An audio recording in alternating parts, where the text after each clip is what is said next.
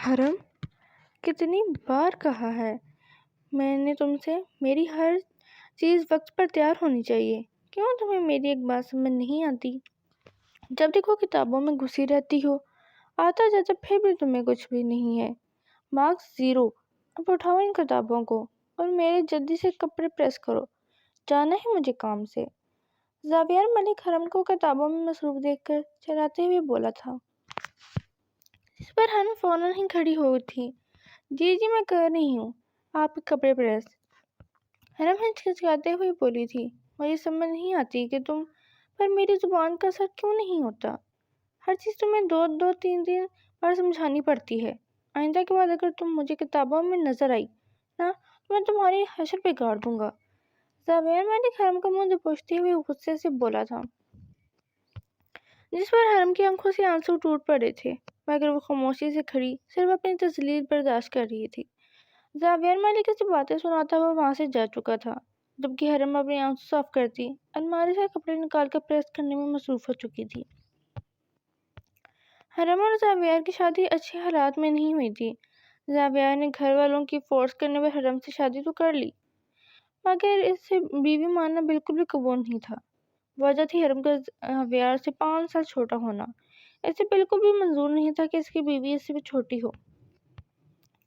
اسے تو برابر کی لڑکیاں پسند تھی، وہ جو اس کی اسٹیٹس کی ہوں، اس کی ہم عمر ہو اور میچور ہو، مگر گھر والوں نے حرم کی اس سے شادی کر دی تھی، یہ کہہ کر اس کے لیے حرم جیسی لڑکی بھی بہتر ہے جو اس کو سنبھال سکے۔ جبکہ زاویہ ملک کا خیال تھا کہ حرم 19-20 سال کی لڑکی ہے اور اس کے نزدیک اس عمر کی لڑکی چھوٹے بچوں جیسا ہی دماغ رکھتی ہے۔ حرم کو پڑھنے کا بہت شوق تھا، وہ زیادہ تر اپنی کتابوں میں پائی جاتی تھی، جبکہ زاویہ کو حرم کی کتابوں میں گم رہنا بالکل پسند نہیں تھا۔ اس لیے وہ حرم کو باتیں سناتا، اس کو ٹارچر کرتا اور جب دل چاہتا سب کے سامنے اس کو بے عزت کر دیتا، یہ سوچے سمجھے بغیر کہ حرم اس کی بیوی ہے۔ کپڑے پریس کرنے کے بعد حرم نے زاویہ کی الماری درست کی اور کمرے کی بھی ایک بار اچھی سی صفائی کر لی تھی، کیونکہ وہ جانتی تھی کہ اگر وہ دوبارہ کتابوں میں مصروف ہو گئی اور زاویہ ملک نے اسے اس طرح دیکھ لیا تو پھر وہ اس پر چیخے گا۔ اپنا سارا کام ختم کرنے کے بعد وہ اپنی کتابیں لیتی اسٹڈی روم میں جا بیٹھی تھی اور اگلے دن کے ٹیسٹ کی تیاری کرنے لگی تھی۔ پوری رات محنت کرنے کے بعد اگلے دن حرم وقت سے پہلے ہی جاگ گئی۔ سب سے پہلے اس نے زاویہ کا سارا کام ختم کیا اور پھر اس کے بعد خود تیار ہوئی اور بنا ناشتہ کیے ہی وہ کالج کے لیے نکل گئی، کیونکہ وہ جانتی تھی کہ اگر وہ 1 منٹ لیٹ ہوئی ہوگی تو زاویہ جو کہ کالج میں اس کا پروفیسر ہے اسے بالکل بھی نہیں چھوڑے گا اور سب کے سامنے اس کی بے عزتی پھر سے کرے گا۔ میں آئی کم ان سر؟ حرم نے کالج پہنچتے ہی کلاس روم میں انٹر ہوتے ہوئے پوچھا تھا۔ زاویہ آج وقت سے پہلے ہی کلاس میں آ چکا تھا۔ وہ کچھ کہنا چاہتا تھا مگر اس کی نظر جیسے ہی گھڑی پر پڑی تو وہ خاموشی اختیار کر گیا۔ حرم اجازت ملتے ہی فوراً اپنی ڈیسک پر جا بیٹھ گئی۔ ابھی وہ بیٹھی ہی تھی کہ زاویہ نے اونچی آواز میں کہا، سب لوگ اپنے اپنے ٹیسٹ کے لیے ریڈی ہو جائیں، 5 منٹ کے اندر آپ لوگوں کو ٹیسٹ ملنے والا ہے۔ زاویہ کی بات سن کر پوری کلاس میں ہلچل سی مچ گئی تھی۔ سب لوگ فوراً ہی اپنی اپنی چیزیں اپنے بیگ سے نکال کر سامنے رکھنے لگے تھے اور اپنا بستہ اٹھا کر پیچھے رکھ دیا تھا۔ تھوڑی ہی دیر میں سب کو ٹیسٹ دیا کیا تھا، جس پر زاویہ کا خیال تھا کہ حرم آج کا ٹیسٹ تو بالکل بھی پاس نہیں کر سکے گی، مگر اس کی توقع کے بالکل برعکس حرم نے سب سے پہلے اپنا ٹیسٹ مکمل کر کے زاویہ کو دیا تھا اور پھر اپنا بستہ لیتے ہوئے کلاس روم سے باہر چلی گئی۔ زاویہ ملک حرم کا ٹیسٹ جلدی ہونے پر حیران ہوا تھا، مگر پھر سر جھٹکتے ہوئے اس نے کلاس کے باقی بچوں پر دھیان دینا شروع کر دیا تھا۔ ٹیسٹ مکمل کر کے حرم کینٹین میں آئی تھی، وہاں سے اپنے لیے کھانا کے کچھ سامان لیتے ہوئے وہ ایک کونے میں جا کر بیٹھ گئی تھی اور آرام سے کھانے میں مصروف ہو گئی تھی، جب تھوڑی دیر میں اس کی دوست نائلہ بھی وہاں پہنچ چکی تھی۔ حرم آج ٹیسٹ تو بہت جلدی کر دیا تم نے۔ ہاں، کیونکہ ٹیسٹ بہت آسان تھا اس لیے میں نے کر لیا، حرم نے لاپرواہی سے کندھے اچکاتے ہوئے کہا، جس پر نائلہ نے اس کو گھور کر دیکھا۔ کیا مطلب تمہارا آسان تھا؟ اتنا مشکل ٹیسٹ تھا، مجھے تو سمجھ میں ہی نہیں آ رہا تھا کہ کیا کرنا ہے اور کیا نہیں، جیسے تیسے کر کے کر دیا میں نے، اور تم کہہ رہی ہو کہ آسان تھا؟ یار دیکھو میری بات سنو، سر نے ٹیسٹ بنایا تھا چیپٹر کے اندر سے، نہ کہ ایکسرسائز میں سے، ٹھیک ہے؟ انہوں نے چیپٹر کے اندر سے چن چن کے سوال بنائے تھے اور میں پوری رات چیپٹر کے اندر سے ایک ایک چیز کو آنکھیں کھول کھول کے یاد کر رہی تھی۔ تمہیں پتہ ہے میں پوری رات سو بھی نہیں سکی ٹیسٹ کی وجہ سے۔ ہاں یار پتہ ہے مجھے، ویسے بھی انگلش میں تو تم بہت اچھی ہو۔ خیر میتھ کا بھی ٹیسٹ آئے گا، پھر میں دیکھوں گی تم اتنی جلدی کیسے وہ ٹیسٹ کر لو گی۔ دیکھنا وہ ٹیسٹ بھی بہت اچھا ہوگا، میں خوب محنت کروں گی۔ ٹھیک ہے، مجھے یہ بتاؤ کہ تمہاری 5.6 کی پریکٹس ہے کیسی ہے؟ کیا؟ لیکن اس کا تو ٹیسٹ ہی نہیں ہونا۔ وہ کیوں پوچھ رہی ہو؟ نائلہ کی بات سن کر حرم نے تقریباً چیختے ہوئے کہا تھا، جس پر نائلہ دان نکالتے ہوئے بولی، محترمہ آپ کو شاید پتہ نہیں ہے کہ ایکسرسائز 5.6 کا ٹیسٹ بھی ہونا ہے۔ یونٹ نمبر 5 سے لے کر 7 تک ٹیسٹ ہے، جس کے اندر ہماری ایکسرسائز 5.6 بھی آتی ہے، اور میری تو اس کے اندر بھی بہت زبردست تیاری ہے۔ سچ میں؟ بالکل، مجھے بھی کروا دو نا پلیز۔ ہاں میں کروا دوں گی تمہیں۔ ہاں نا، وہ تو نہیں کروا سکتی کیونکہ میرا 7 چیپٹر کی تیاری نہیں مکمل۔ تم ویسے کرو، زبیر سر سے کہہ دو، وہ تمہیں سمجھا دیں گے۔ ویسے بھی انہوں نے کہا تھا کہ اگر کسی اسٹوڈنٹ کو کچھ سمجھ نہ آئے تو وہ ٹیسٹ سے پہلے آ کر پوچھ سکتا ہے۔ سچ میں؟ انہوں نے ایسا کہا تھا؟ ہاں کہا تھا۔ ٹھیک ہے، پھر میں ان سے پوچھ لوں گی۔ ہر بار میں کھانا ختم کرتے ہوئے وہاں سے اٹھی تھی اور جانے لگی تھی جب نائلہ نے سے آواز دی، ارے کہاں جا رہی ہو؟ ٹیسٹ کے بارے میں پوچھنے جا رہی ہوں۔ اور کہاں جاؤ گی؟ میں اللہ حافظ، حرم چہکتے ہوئے کہتے وہاں سے جا چکی تھی، جبکہ نائلہ مسکرا دی۔ ٹیسٹ کرنے کے بعد زبیر اسٹاف روم میں بیٹھا سب کے ٹیسٹ چیک کر رہا تھا جب حرم نے دروازہ نوک کیا۔ میں ایک کم ان سر؟ حرم کی بات سن کر زبیر نے بغیر سر اٹھائے اسے اندر آنے کی اجازت دی تھی۔ حرم اس کے سامنے جا کر کھڑی ہو گئی تھی۔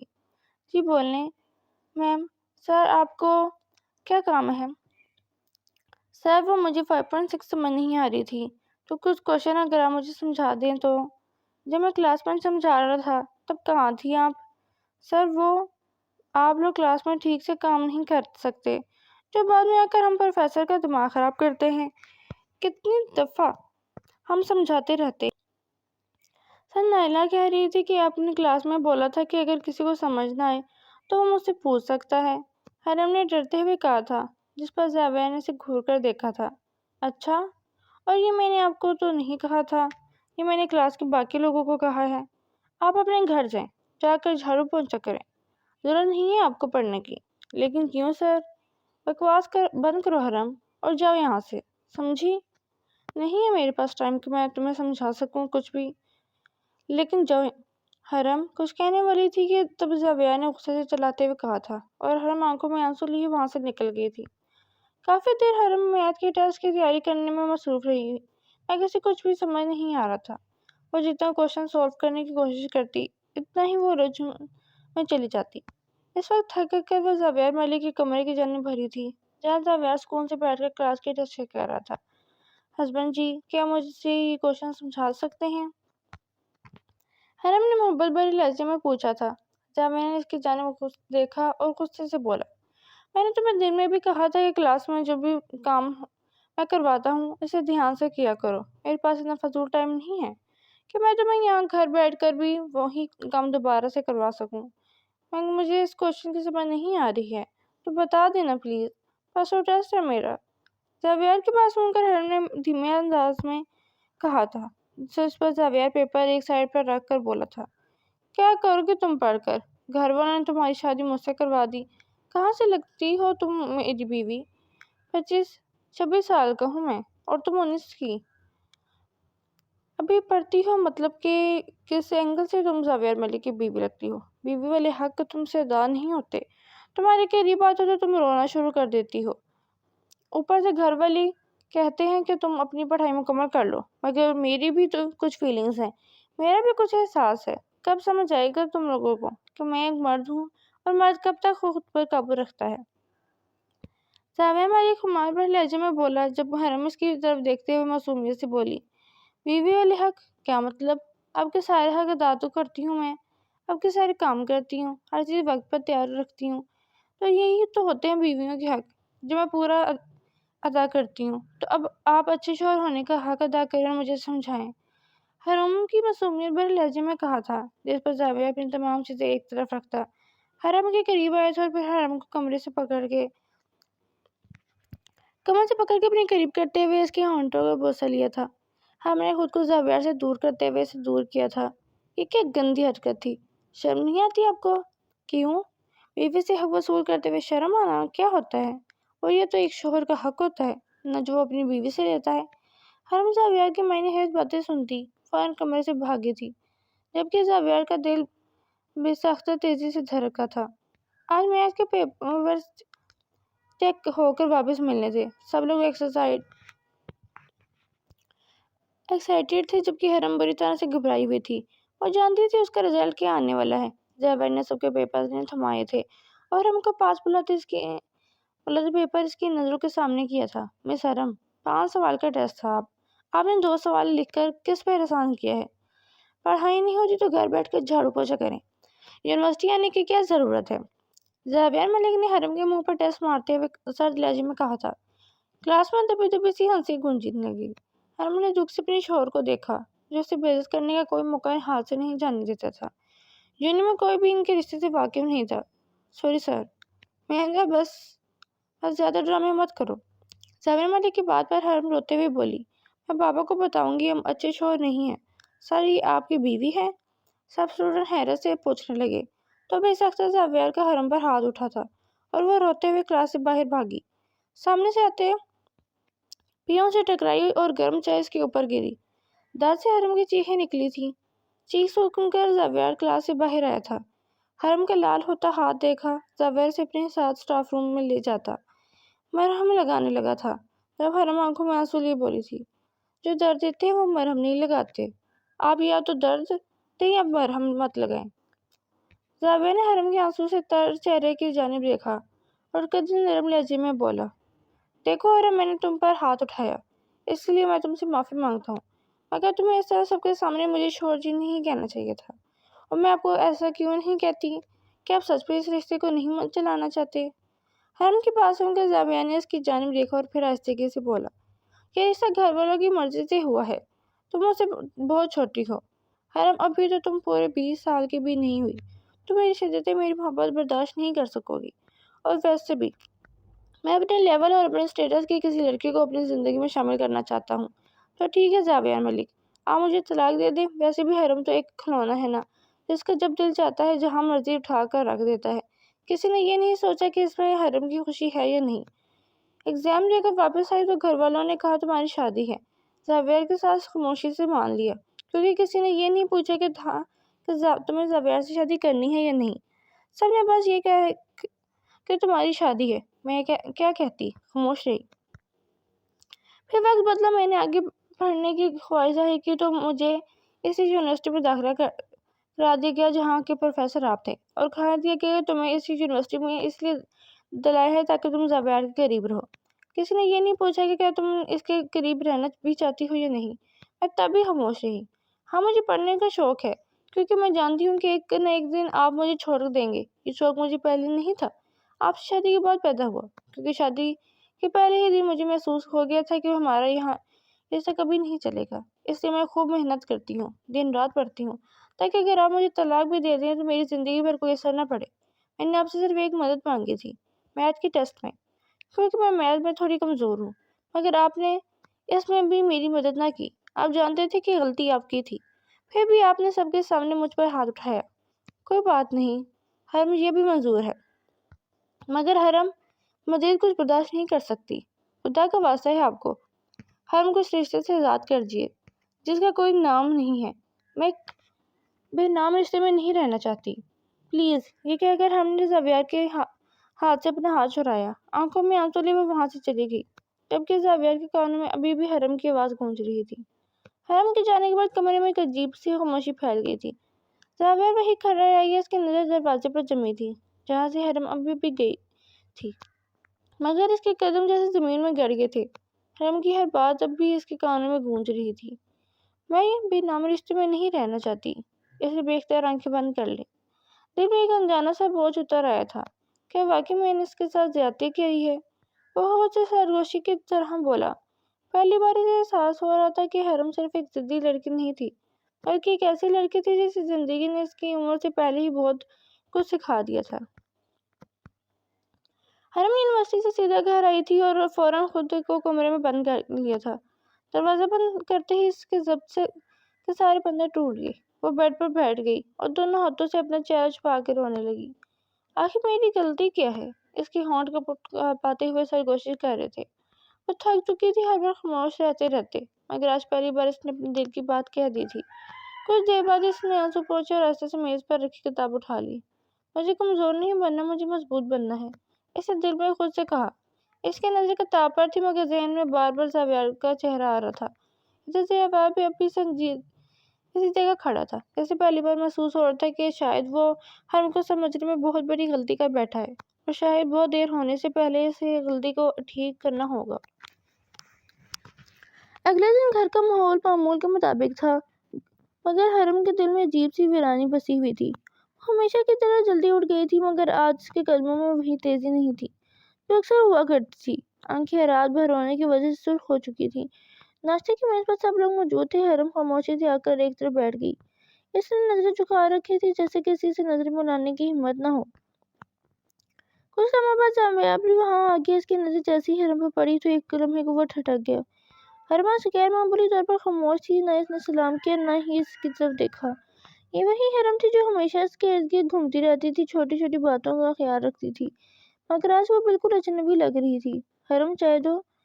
دادی ماں کی آواز پر وہ چونکی اور فوراً اٹھ کر چائے ڈالنے لگی۔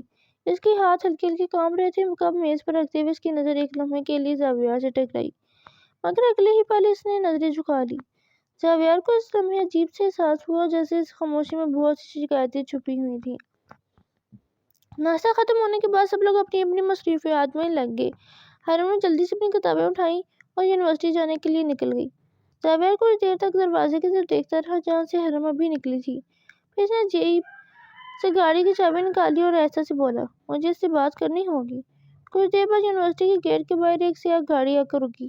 حرم گیٹ سے اندر داخل ہونے ہی والی تھی کہ اچانک اس کے سامنے گاڑی رک گئی۔ دروازہ کھلا اور باہر زاویہ اترا۔ حرم کے قدم وہیں رک گئے۔ حرم، ہمیں بات کرنی ہے۔ اس کی آواز سن کر حرم کے دل کی دھڑکن بے ترتیب ہو گئی مگر اس نے خود کو سنبھالا اور آہستہ سے بولی، کہنے کو اب کچھ باقی نہیں رہا سر۔ زاویہ نے پہلی بار محسوس کیا کہ سر کا لفظ اس کے دل میں عجیب سی چبھن پیدا کر رہا تھا۔ وہی لڑکی جو ہر وقت اسے زاویہ یا شوہر جی کہا کر بلاتی تھی، آج اس کے سامنے اجنبیوں کی طرح کھڑی تھی۔ حرم، ایک منٹ رکو، زاویہ نے سنجیدہ لہجے میں کہا۔ حرم رک تو گئی مگر اس نے پلٹ کر اسے نہ دیکھا۔ مجھے کلاس کے لیے دیر ہو رہی ہے سر، اگر کوئی کام ہے تو بعد میں بات کر لیجیے گا۔ یہ کہہ کر وہ آگے بڑھنے لگی مگر زاویہ نے باختیار اس کا ہاتھ تھام لیا۔ حرم چونک کر رک گئی۔ چھوڑے میرا ہاتھ، اس نے ایسا مگر سخت لہجے میں کہا۔ زاویہ نے پہلی بار اس کے چہرے میں وہ سرد مہری محسوس کی جو پہلے کبھی نہیں تھی۔ اس نے فوراً ہاتھ چھوڑ دیا۔ میں صرف تم سے بات کرنا چاہتا تھا۔ حرم نے اس کی طرف دیکھا۔ اس کی آنکھوں میں رات جگے ہوئے آنسوؤں کی سرخی صاف نظر آ رہی تھی۔ بات تو کل ہو گئی تھی سر، آپ نے سب کو صاف صاف کہہ دیا تھا کہ میں آپ کے لیول اور سٹیٹس کی نہیں ہوں۔ یہ کہہ کر وہ مڑ گئی۔ زاویہ وہیں کھڑا رہ گیا۔ اس کے دل میں ایک عجیب سی بے چینی اٹھنے لگی تھی۔ پہلی بار اسے احساس ہوا کہ شاید وہ حرم کو کھو رہا ہے اور عجیب بات یہ تھی کہ اب اسے اس بات سے تکلیف ہو رہی تھی۔ پورا دن یونیورسٹی میں گزرا مگر زاویہ کا دل کسی کام میں نہیں لگ رہا تھا۔ جب وہ کلاس میں لیکچر دے رہا تھا تو اس کی نظر بار بار حرم پر جا کر رک جاتی۔ وہ ہمیشہ کی طرح اگلی قطار میں بیٹھی تھی مگر آج اس نے ایک بار بھی اس کی طرف نہیں دیکھا۔ وہ خاموشی سے لیکچر سنتی رہی اور کلاس ختم ہوتے ہی اپنی کلاسز سمیٹ کر باہر چلی گئی۔ زاویہ کی نظر بے اختیار اس کے پیچھے اٹھ گئی۔ اس کا دل میں ایک عجیب سا خالی پن محسوس ہو رہا تھا کہ واقعی وہ مجھ سے اتنی دور ہو گئی ہے۔ اس کے ذہن میں اچانک وہ لمحے آنے لگے جب حرم چھوٹی چھوٹی باتوں پر اس کے پاس آ جاتی تھی، کبھی چائے لے آتی، کبھی کوئی سوال پوچھنے لیتی اور وہ ہمیشہ اسے جھڑک دیتا تھا۔ زاویہ نے پہلی بار دل ہی دل میں اعتراف کیا شاید وہ اس کی عادت بن چکا تھا۔ اسی لمحے اس کے دل میں ایک اور خیال آیا جس نے اسے خود سے حیران کر دیا، یا شاید وہ میری عادت بن چکی ہے۔ وہ کرسی پر بیٹھ کر گہری سانس لینے لگا۔ اس سے پہلی بار محسوس ہو رہا تھا کہ حرم کی خاموشی اس کے دل کو عجیب طرح سے بے چین کر رہی ہے اور شاید یہی احساس محبت کی پہلی دستک تھا۔ اگلے دن یونیورسٹی کا اعلان ہمیشہ کی طرح طلب سے بھرا ہوا تھا۔ حرم ایک بینچ پر بیٹھی اپنی میتھ کی کتاب میں مصروف تھی۔ اس کی نظر سوال پر تھی مگر ذہن کہیں اور بھٹک رہا تھا۔ Excuse me? اچانک سامنے سے آنے والی آواز پر اس نے سر اٹھایا۔ اس کے سامنے ایک لمبا سا لڑکا کھڑا تھا، چہرے پر ہلکی سی مسکراہٹ تھی۔ جی؟ حرم نے مختصر سے جواب دیا۔ میں اریان ہوں، BS میتھ فائنل ایئر۔ اس نے دوستانہ انداز میں کہا۔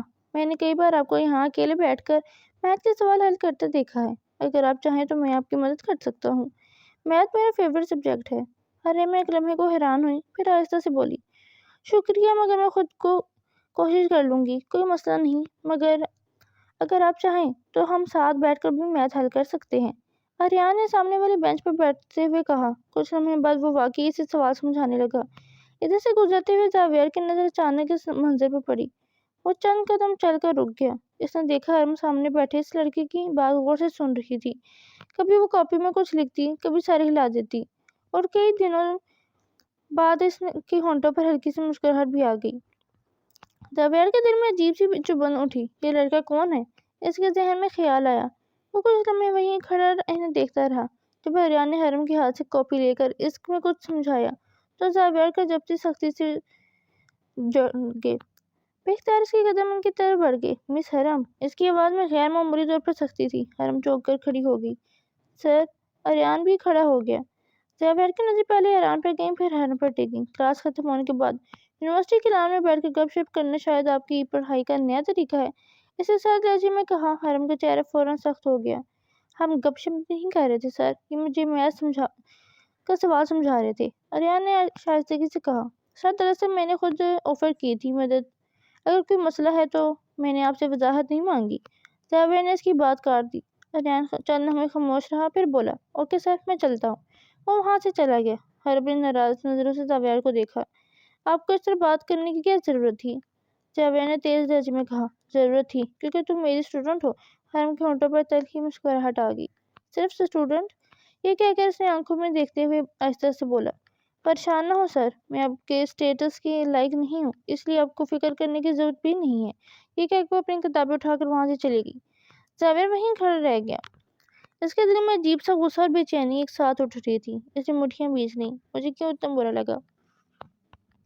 اچانک اس کے ذہن میں حرم کے ساتھ بیٹھا ہوا لڑکا آیا اور دل میں ایک عجیب سے احساس ابھرا، جیسے کسی نے اس کی چیز کو چھونے کی کوشش کی ہو۔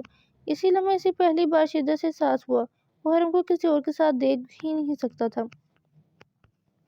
حرم کے جانے کے بعد زاویہ کچھ دیر وہیں کھڑا رہا۔ لان میں چلتی ہوا کے باوجود اس کے دل کی بے چینی کم نہیں ہو رہی تھی۔ وہ آہستہ سے قدموں سے واپس ہی اپنی کلاس کی طرف بڑھا، مگر اس کے ذہن میں بار بار وہی منظر آ رہا تھا، حرم کسی اور کے ساتھ بیٹھی ہوئی مسکرا رہی تھی۔ مجھے اتنا غصہ کیوں آیا؟ اس نے خود سے سوال کیا۔ پھر اچانک سے حرم کی بات یاد آئی۔ میں بے نام رشتے میں نہیں رہنا چاہتی۔